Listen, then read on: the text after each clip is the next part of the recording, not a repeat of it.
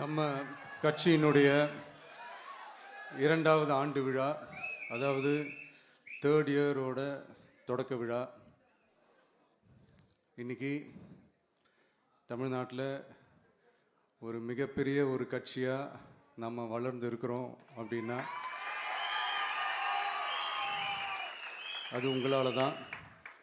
Plus நம்மளை நேசிக்கிற கோடிக்கணக்கான மக்களும் தான் அதுக்கு ஒரு மிக முக்கிய ஒரு காரணம்.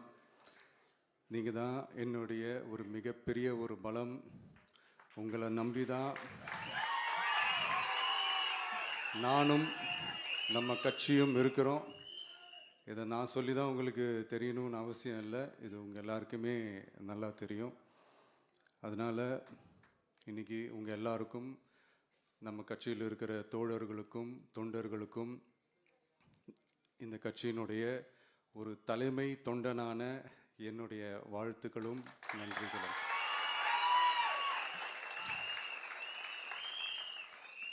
அப்புறம் என்ன, மைக்கை பிடிச்சாச்சு, வெடியை கொளுத்தி போட்டுருவோமா?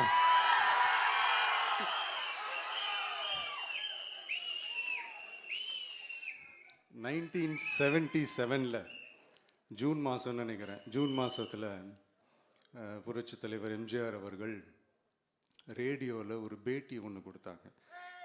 அதில் பேசும்போது சொன்னாங்க, பேரறிஞர் அண்ணா அவர்கள் இருந்த இடத்தில் இப்படிப்பட்டவர்களும் அமர்கின்ற ஒரு நிலைமை ஏற்பட்டுச்சேன்னு எண்ணி எண்ணி கண்ணீர் வடித்தேன். அன்னைக்கு அந்த கண்ணீரை துடைக்க ஆரம்பித்த இயக்கம் தான் அண்ணா திராவிட முன்னேற்ற கழகம்னு சொன்னார். அதே மாதிரி 2017க்கு அப்புறம் 2021க்கு அப்புறம் தமிழ்நாட்டுடைய நிலைமையை பற்றி யோசித்து பார்த்த நம்ம தமிழக மக்கள், காமராஜர் அவர்கள் இருந்த இடத்தில், அண்ணா அவர்கள் இருந்த இடத்தில், எம்ஜிஆர் அவர்கள் இருந்த இடத்தில் இப்படிப்பட்டவர்களும் அமர்கின்ற ஒரு நிலைமை ஏற்பட்டுருச்சேன்னு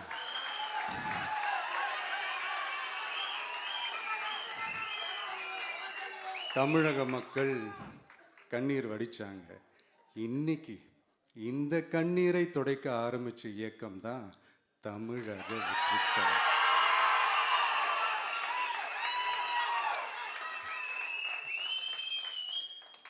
இப்படியெல்லாம் நம்ம பேசுறதுனால கண்டிப்பாக சில பேர் கொந்தளிப்பாங்க. அது பற்றில நம்ம கவலைப்படக்கூடாது. ஏன்னா கொந்தளிக்கிறது தான் அவங்களுக்கு வேலையே. புரிதுங்களா அவங்களுக்கு? ஏன்னா எம்ஜிஆர் அவர்கள் கட்சி ஆரம்பித்தப்போ, ஏன் அவர் ஜெயிச்சதுக்கப்புறம் கூட சட்டசபையில் கூட ஏதோ ஒரு நடிகர் கட்சி வந்திருக்குதான், ஏதோ ஒரு புதிய கட்சி வந்திருக்குது, புரட்சி தலைவர்னு ஒருத்தர் வந்து, இப்படியெல்லாம் கேலியும் கிண்டலுமா. அதனால் யார் அரசியலுக்கு வந்தாலும் இப்படி கொந்தளிக்கிறது தான் அவங்களுடைய வேலையே. அப்படி தான் நாம் அரசியலுக்கு வந்ததுக்கப்புறம் கூட இந்த விஜய்க்கு என்ன அனுபவம் இருக்குது, எம்ஜிஆர் அவர்களுக்கு எவ்வளோ அனுபவம் இருக்குது தெரியுமா? 52லேருந்து 72 வரைக்கும் அந்த 20 இயர்ஸ் திமுகவில் இருந்த ஒரு அரசியல் அனுபவம் எவ்வளோ இருக்குது தெரியுமா? விஜய்க்கு என்ன பெரிய அனுபவம் இருக்குதுன்னு கேட்டால் அதே வாய் தான். அன்னைக்கு எம்ஜிஆர் அவர்களை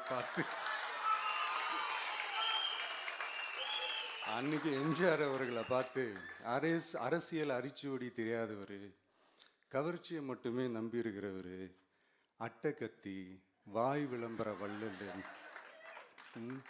இவருக்கு கேள்வி மட்டும்தான் கேட்க தெரியும், பதில் சொல்ல தெரியாது, நிருபர்களை சந்திக்க மாட்டார், டெல்லியை வகச்சிக்க மாட்டார், மேலே இருந்து அவருக்கு அவ்வளோ ப்ரெஷர் இருக்குது, அப்படி இப்படின்னு சொன்னதும் அதே வாய் தான்.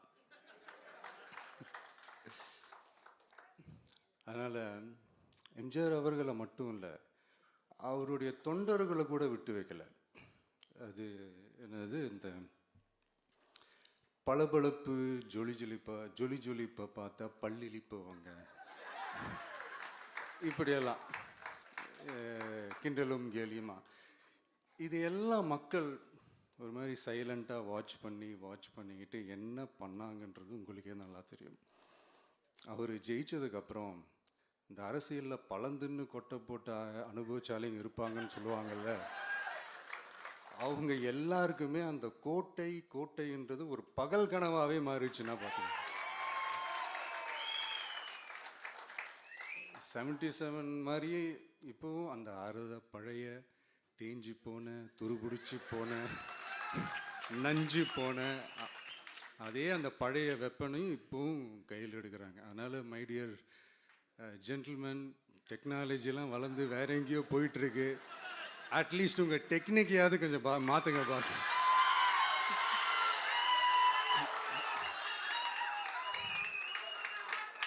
காமராஜர் அவர்களையும் விட்டு வைக்கல. அவருக்கு இலக்கியம்னா என்ன தெரியும்? அவர் மாபெரும் புலவர், அந்த புலவர் இந்த புலவர்னு அவரை பற்றியும் கிண்டலும் கேலியுமா. அதான் முன்னாடியே சொன்ன மாதிரி யார் எதிர்த்து நின்னாலும் அவங்கள கொந்தளிக்கிறது தான் அவங்களுடைய வேலையே. ஸோ இப்படி அவங்க பண்ணுற தப்பெல்லாம் நம்ம எடுத்து சொன்னால், அவங்க பண்ணுற அட்ராசிட்டியை பற்றி நம்ம எடுத்து சொன்னால், அவங்க பண்ணுற அந்த ஊழலை பற்றி தான் நம்ம எடுத்து சொன்னோம். முக்கியமாக நாம் அதை எடுத்து சொன்னால் 50 வருஷத்துக்கு முன்னாடி இருக்கிற அதே தகர டப்பாவை எடுத்து உருட்ட ஆரம்பிச்சிருவாங்க.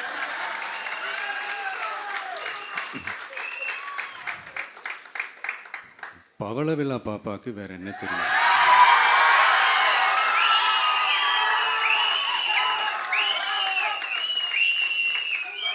பழைய டப்பாவை உருட்டதானே தெரியும். அதுக்காக நாம் அவங்க பண்ணுற தப்பெல்லாம் சொல்லாமல் வெளியே சொல்லாமல் இருக்க முடியுமா? சொல்லுவோம், சொல்லிக்கிட்டே இருப்போம். நம்மளை தவிர யார் அவங்கள ஏற்று நின்று கேள்வி கேட்கறது? யாருக்கு அந்த தில் இருக்குது?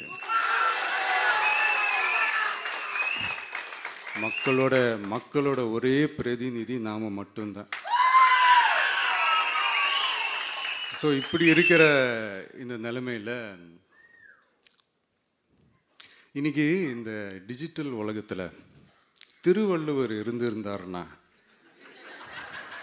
இந்த தீய சக்தியை பற்றி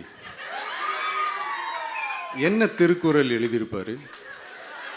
ஒரு கற்பனையா, அநீதி, அராஜகம், தில்லுமுள்ளு இவையெல்லாம் திமுக முதற்றே உலகு.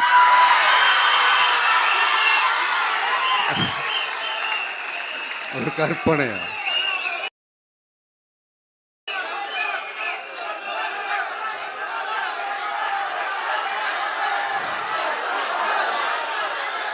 அநீதி, அராஜகம், தில்லுமுள்ளு இவையெல்லாம் திமுக முதற்றே உலகு.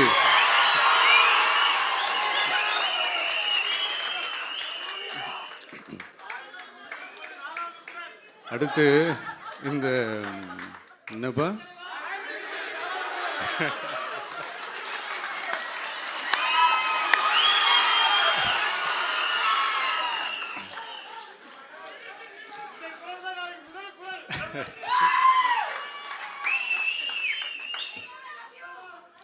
அடுத்து இந்த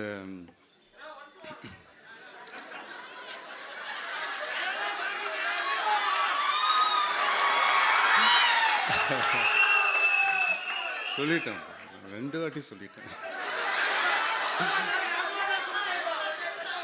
அநீதி, அராஜகம், தில்லுமுள்ளு இவையெல்லாம் திமுக முதற்றே உலகு.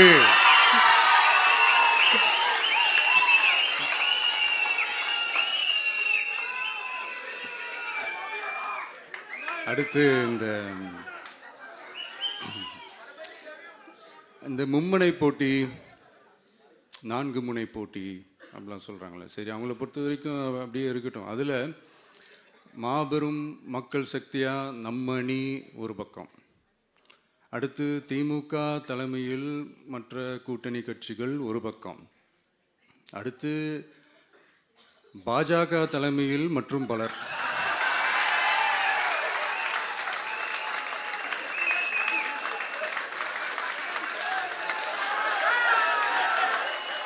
என்னப்பா சிரிக்கிறீங்க? உண்மையை தானேப்பா சொன்னேன்.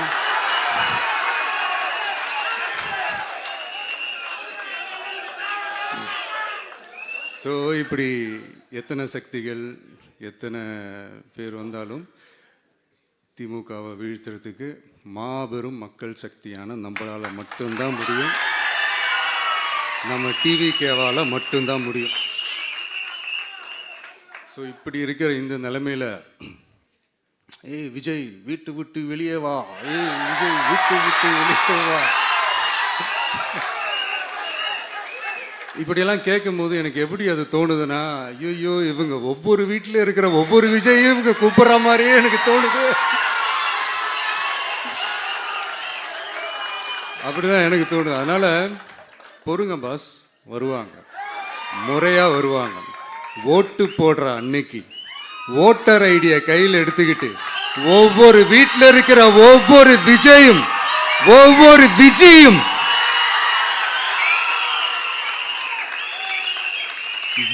பூத்தா காலையிலே வந்து நிப்பாங்க பாருங்க. அன்னைக்கு தெரியும் பாருங்க, ஏண்டா இந்த விஜய கூப்பிட்டோம்னு.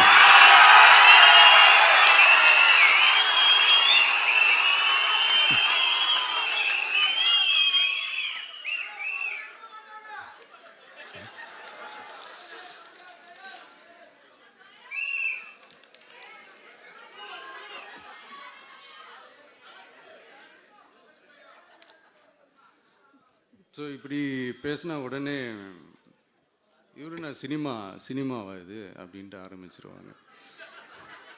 நான் சினிமா விட்டாலும் நீங்க சினிமா விட மாட்டேங்கிறீங்களேப்பா.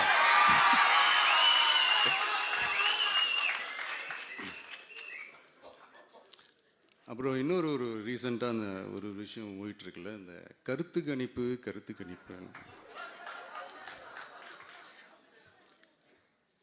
அதில் நிறைய பேர் உண்மையான கருத்து கணிப்புலாம் சொல்கிறாங்க. அதையும் நான் தப்பு சொல்லலை. சில பேர் கடுப்பில் விட்ட கணிப்பாகவும் இருக்குது, அதையும் நான் தப்பு சொல்லலை.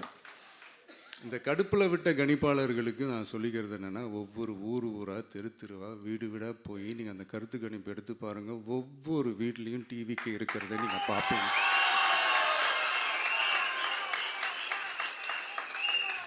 அப்படி சப்போஸ் உங்களுக்கு அது ஷாக்கிங்காக இருந்துச்சுன்னா ரப்பர் வச்சு எல்லாத்தையும் அழிச்சிட்டு மறுபடியும் முதல்லேருந்து எடுத்து பாருங்கள், அதே ரிசல்ட் தான் வரும்.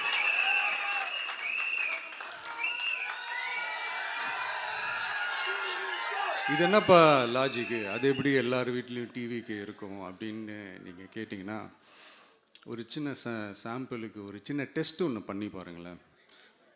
நம்ம சிஎம் சார் இருக்காங்கள்ல, ஸ்டாலின் சார், ஒரு 2 இயர்ஸ் பேக் இருக்கும்னு நினைக்கிறேன். ஒரு மேடையில் பேசும்போது சொன்னாங்க, இந்த மாதிரி என்னோட கட்சிக்கு அவங்களோட கட்சிக்காரங்க சில பேர் பண்ணுற அட்ராசிட்டி, ஒரு சில மந்திரிகள் பண்ணுற சில அட்ராசிட்டிஸ்லாம் பார்த்து ராத்திரியில் எனக்கு தூக்கமே வரமாட்டேங்குது அப்படின்னு ஒரு 2 இயர்ஸ் பேக் இருக்கும்னு நினைக்கிறேன். அந்த வீடியோ கூட இருக்குது. அப்படி இருக்கிற அவரு என்னைக்காவது ஒரு நாள் அசந்து தூங்குவார்ல, அப்ப அவர்கிட்ட போய், சார்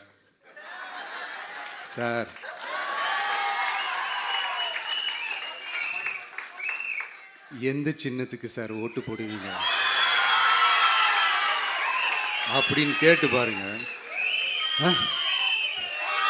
விசில் சின்னத்துக்கு தான்.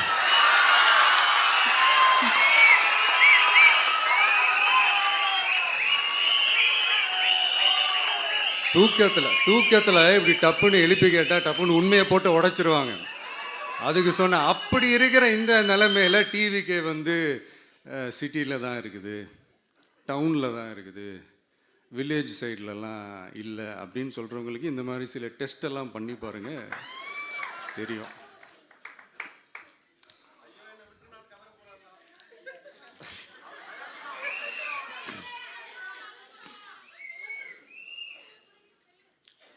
விசில் சின்னம் போகாத ஊரே இல்லை.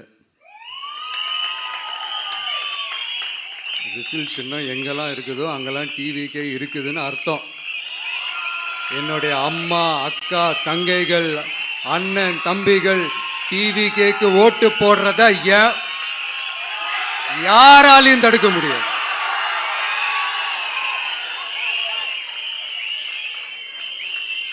ரத்த சொந்தமா நம்மளை நினைக்கிற நம்மளோட வகையராக்களை எந்த கட்சியாலையும் எவ்வளவு விலை கொடுத்தாலும் வாங்கவே முடியாது.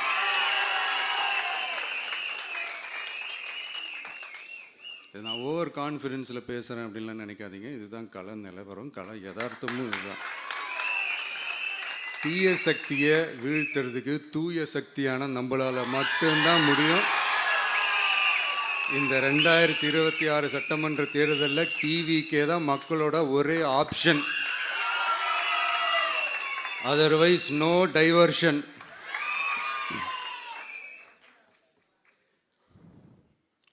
இந்த டப்பா இன்ஜின், ஓட்டை இன்ஜின், எவ்வளோ இன்ஜின் வந்தாலும் டாப் இன்ஜின் நம்ம டிவிக்கே தான்ன்றதை மக்கள் ஆல்ரெடி முடிவு பண்ணிட்டாங்க. அதனால் நம்மளுடைய தோழர்கள் அதை மனசில் நல்லா ஏற்றிக்கிட்டு இன்னும் ஷார்ப்பாக ஒர்க் பண்ணுங்கள். நான் ஏற்கனவே சொன்ன மாதிரி ஒன்றியம், நகரம், பேரூர், பகுதி, கிளை எல்லா இடத்துலையும் அந்த பூத்தாக அந்த நம்மளுடைய வேட்பாளர்களுக்கு ஒற்றுமையாக இருந்து வேலை செய்யுங்க. நமக்கு மாபெரும் கூட்டணியான மாபெரும் மக்கள் சக்தியான குடும்பமாக நம்மளோட இருக்கிறாங்க. இன்னொன்று அன்றைக்கி நான் சொன்ன மாதிரி நம்மளுடைய விசில் சின்னத்துக்கு ஓட்டு போட வைக்கிறது மட்டும்தான் உங்களுடைய வேலை. மற்றதெல்லாம் மக்களோட சேர்ந்து நான் பார்த்துக்கிறேன்.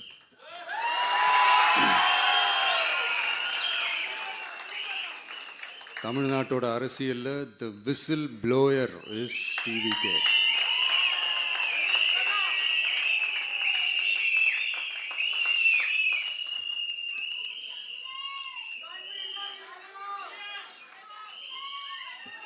நம்ம மக்கள் இந்த விசில்ல ஊதுல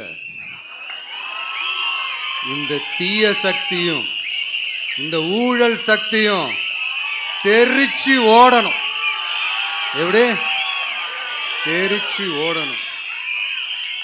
அன்னைக்கு சென்ட் ஜார்ஜ் கோட்டையில் டிவிக்கு ஆளும் கட்சியா எழும்.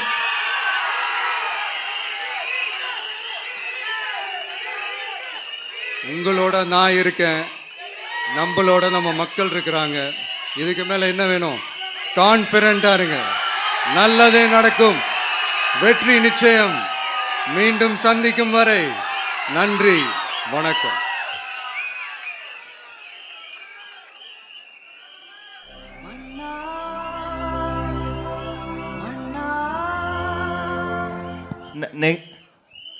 நன்றி உரை வழங்க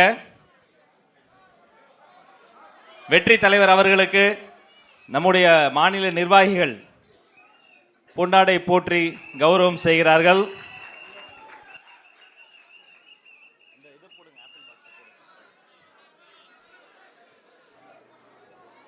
நன்றி நன்றி, அனைவருக்கும் நன்றி.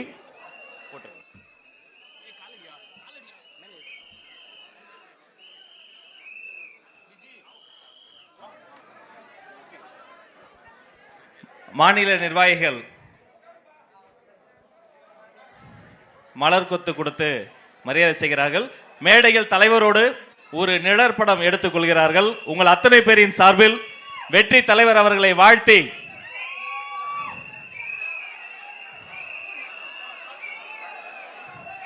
அந்த தூய சக்திக்கு தூய அன்னையின் திருவுருவ சிலையை தருகிறார் தாகிரா. மலர் கொத்து பொன்னாடை கொடுத்து சிறப்புகள் செய்கிறோம்.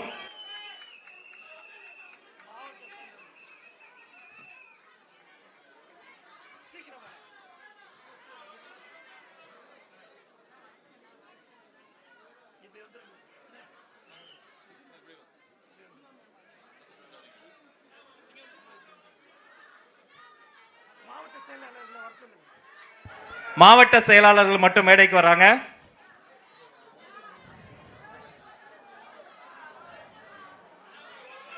கழக மாவட்ட செயலாளர்கள் மேடைக்கு வரும்படி அன்போடு கேட்டுக்கொள்கிறோம்.